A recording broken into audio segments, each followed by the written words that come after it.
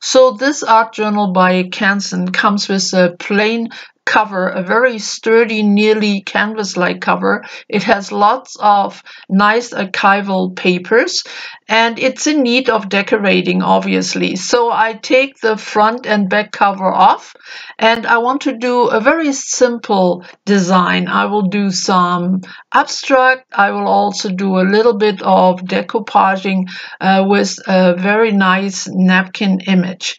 Now for the inside of the cover boards, I want to keep those holes free from paint. So I add some of my painter's tape, I cut off the excess, and my covers are ready to work on. I don't need to gesso them, they already have a primer on them. And next I start working with my acrylic paints, and I picked some of the colors which are also part of the image I want to add in a little while. I will be working with my palette knife, I will be using a paint roller, and I will start by just creating a very simple abstract background. Now, when I edited this video, I of course took out my drying times, but I did dry this piece quite a few times, so in between layers. All right, now from here on, it's easy peasy, smooth sailing. Everything I do is super easy to follow, so I let you enjoy some music. If I use any additional mediums, they will be in the captions, and I will talk to you towards the end. Enjoy.